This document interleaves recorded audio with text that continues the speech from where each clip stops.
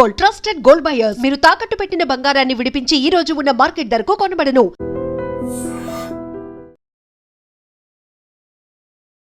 నా చావుకు ఎవరూ కారణం కాదు, కానీ నేను ఎవరికీ సమాధానం చెప్పాల్సిన అవసరమూ లేదు. కానీ అమ్మ, నీకు మాత్రం చెప్పాలి. నీకు ఒంట్లో బాగోలేకపోవడం వల్ల ఇక్కడ నేను ఎలా ఉంటున్నానో నీకు తెలీదు. ఇది ఆ అబ్బాయి ఆత్మహత్య చేసుకునే ముందు రాసినటువంటి సూసైడ్ నోట్లోని మాటలు. చాలా బాధాకరం. విశాఖలోని 4th town Dwaraka police station లిమిట్లో జరిగినటువంటి యువకుడి ఆత్మహత్య కారణం కూడా మనం చూస్తూనే కనుక అబ్బాయి MBA చేశాడు. శ్రీకాకుళం జిల్లా గార మండలం కొర్లం విలేజ్కు చెందినటువంటి సంపత్ కుమార్ జాబ్ ట్రయల్స్ మీద వైజాగ్ వచ్చాడు.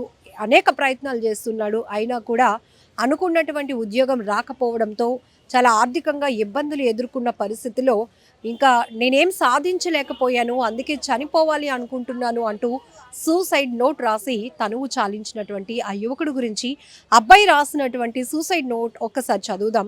ఎందుకంటే ముగ్గురు మగపిల్లలు, వాళ్ళలో అబ్బాయి మూడోవాడంట. MBA చదివాడు, మంచి చలాకీగా ఉంటాడు, మంచివాడు, ఇన్నోసెంట్గా ఉంటాడు అంటూ కూడా ఆ రూమ్మేట్స్ చెప్తున్నారు. ప్రస్తుతానికైతే ఇక్కడ శంకరమఠంలో ఉన్నటువంటి మధురా నగర్లో ఆ అబ్బాయి ఒక రూమ్లో మిగతా ఒక ముగ్గురుతో కలిపి, అంటే 4 మెంబర్స్ షేరింగ్తో ఉంటున్నారు.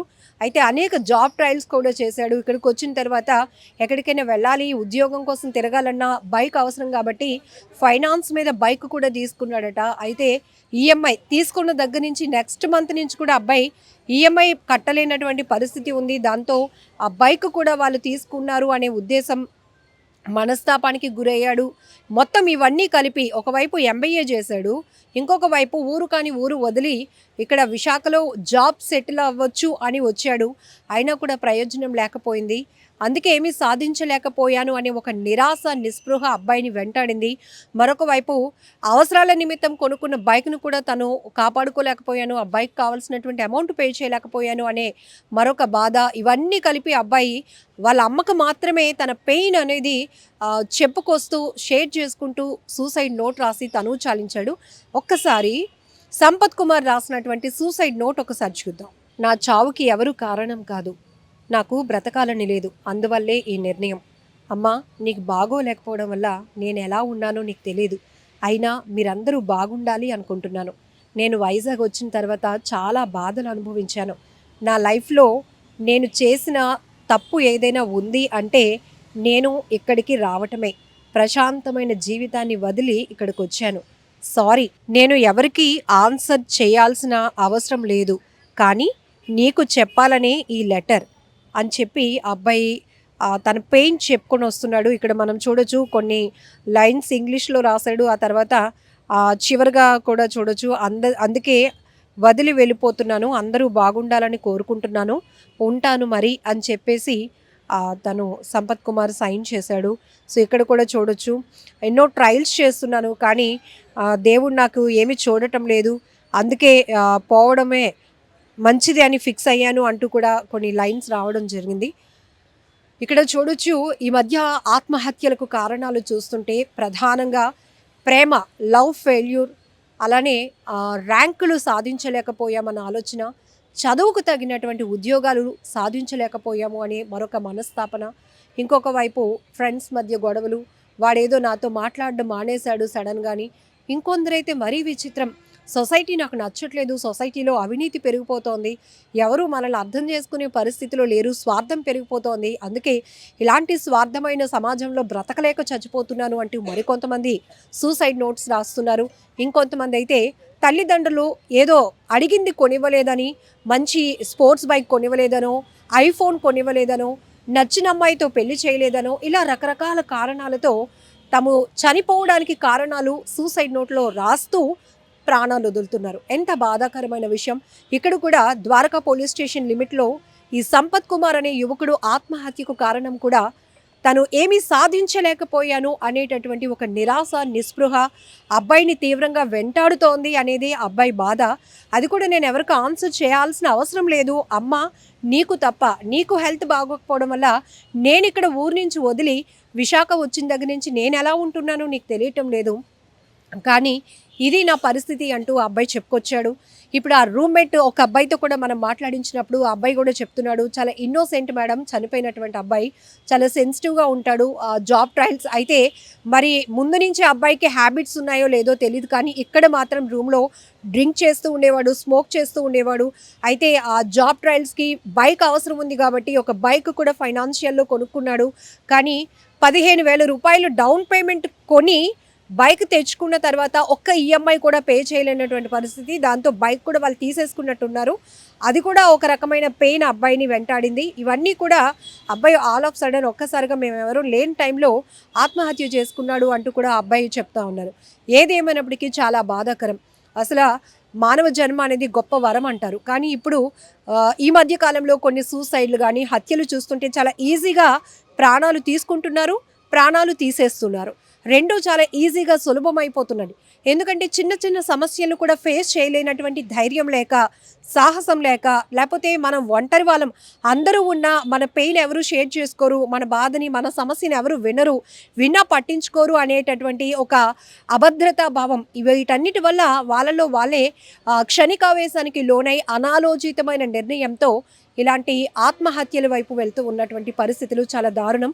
ఇది కూడా సంపత్ కుమార్ ఒక్కసారి తను ఎంబీఏ చదివినటువంటి స్టూడెంట్, అంతవరకు చదువుకోవడానికి రాణించినటువంటి నీ మైండ్ సెట్ తర్వాత ఇంకేదైనా జాబ్ దొరుకుతుంది, కాస్త వెయిట్ చేద్దాం, మనకు చాలా బ్రైట్ ఫ్యూచర్ ఉంది, మన కన్న తల్లిదండ్రుల గురించి కూడా మనం ఆలోచించాలి, ఒక విలేజ్ నుంచి వచ్చినటువంటి నేను ఖచ్చితంగా ఎక్కడైనా ఒక జాబ్ కొట్టి మంచిగా సాధించి మళ్ళీ పేరెంట్స్తో హ్యాపీగా ఉండాలి, పెళ్లి చేసుకోవాలి, సెటిల్ అవ్వాలి అనే ఆలోచన ఎక్కువగా బలంగా ఉంటే కనుక ఈ పాటికి నువ్వు ఎలాంటి అనాలోచితమైన నిర్ణయం తీసుకునేవాడు కాదేమో.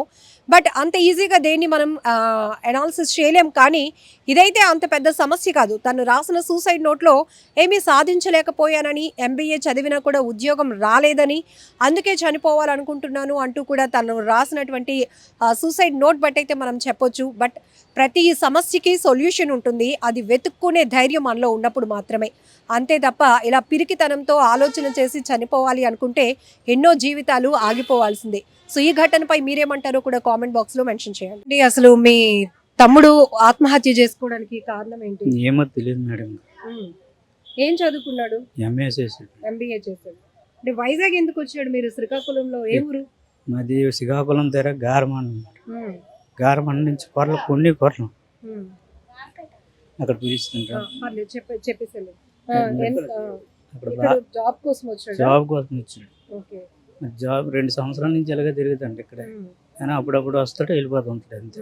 రైట్లే మాకు సగం రాత్రి 10 గంటలకు ఫోన్ వచ్చింది, వస్తే ఇక్కడికి వస్తుంది.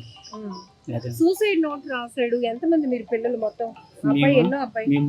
చిన్నోడు మేము ముగ్గురు అబ్బాయిలేనా? ముగ్గురు అబ్బాయిలు. బైక్ ఏదో కొనుక్కున్నాడని మీకు చెప్పాడా? అదేమో తెలియదు మేడం. బైక్ మాత్రం తెచ్చాడు అక్కడికి, స్కూటీ. ఏదో బైక్ కొన్నాడు, బైక్ ఈఎంఐ కట్టలేదు అని తెలిసింది. ఏమైంది? మా రూమ్కి వచ్చేసరికి అయితే అబ్బాయి వేకెన్సీ వచ్చినప్పటికి బండితో ఏం రాలేదు. ఎన్నాళ్ళు అవుతుంది అబ్బాయి? 2 నెలల సగం అవుతుంది. ఏ బైక్ కొన్నాడు? అంత అడిలేదు. స్కూటీ తీసుకున్న విషయం తెలుసు, ఎవరంటే పైన వేరే ఫ్యాన్స్ ఉంటే బండి తీసుకున్నాడు అనే విషయం తెలుసు. బట్ అది ఏ బండి ఎక్కడ చూడలేదు, ఒకసారి కూడా నేను చూడలే.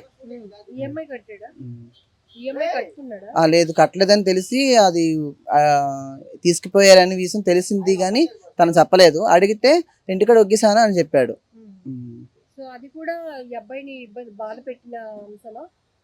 మేబీ కావచ్చు. వచ్చిన దగ్గర నుంచి ఏంటి జాబ్ రాలేదనా ఏంటి? అబ్బాయి కోసం మీకు తెలిసింది? అబ్బాయి ఎంబీఏ చేశాడు, చదువుకున్న అబ్బాయి, మంచి తెలివైనడే. బట్ బాగా మాట్లాడతాడు, గొడవలకి వెళ్ళే మనిషి కాదు, గట్టిగా మాట్లాడే మనిషి కూడా కాదు. ఎవరిని గట్టిగా మాట్లాడితే సైలెంట్ అయిపోతారు రకం అబ్బాయి. సాఫ్ట్గా ఉంటాడు అబ్బాయి. మరి కొంచెం డ్రింక్ అలవాటు ఉంది, స్మోక్ అలవాటు ఉంది, ఇన్కమ్ ప్రాబ్లం అబ్బాయికి. చదువుకుంది కాబట్టి తను చేశాడు అని చేస్తాడు, బట్ తిరుగుతూ ఉంటాడు. బట్ ఏంటని తెలియదు. ఎందుకంటే రూమ్మేట్ పరంగా మేము మా టైమింగ్స్ ఏమంటే ఎక్కువ ఉండం రూమ్లో. మేము సెలూన్ షాప్లో వర్క్ చేస్తాము. సో మార్నింగ్ 6:30 నుంచి 7 వెళ్ళిపోతాం. మేము 4 మెంబర్స్ ఉంటాం. యాక్చువల్గా నేను ఇంకా అబ్బాయి 2 ఉండేవాళ్ళం. ఈ చనిపోయిన అబ్బాయి సంపత్ అన్న అబ్బాయి యాడ్ చేసుకున్నాను. యాడ్ చేసుకున్న తర్వాత ముగ్గురు ఉన్నాం. ఆ అబ్బాయి యాడ్ చేసుకుని 2 నెలలకి వేరే అబ్బాయిని యాడ్ చేసుకున్నాను. 1 మంత్ అవుతుంది, ఇంకో వేరే అబ్బాయిని యాడ్ చేసుకున్నాను. నలుగురము కట్టుకుందాం రెంట్ అని. ఆ ఆలోచనతో తగ్గుతుంది అనే ఆలోచనతో మేము యాడ్ చేసుకున్నాను వేరే అబ్బాయిని. నెల అవుతుంది అబ్బాయి. నిజంగా ప్రస్తుతం ఉన్నటువంటి సమాజం దేనికి ప్రయారిటీ ఇస్తుంది? ఆర్థిక సంబంధాల చుట్టూ మాత్రమే తిరుగుతోంది. మళ్ళీ ఎన్నికలంగానే చాలా విరక్తి కలుగుతున్నాం. మంచి అనిపిస్తుంది కదా, లేడీస్ కూడా ఛాలెంజింగ్ జాబ్స్ చేసినప్పుడు చాలా బాగుంటది. ట్రాఫిక్ అసిస్టెంట్స్ గా నియమించిన ట్రాన్స్జెండర్స్ అందరితో సాల్యూట్ చేయించుకుంటున్నారు. ఫుడ్ డెలివరీ ఇవ్వటానికి వెళ్ళినటువంటి డెలివరీ బాయ్ అనిల్ పై కళ్ళ ముందు పెళ్ళండి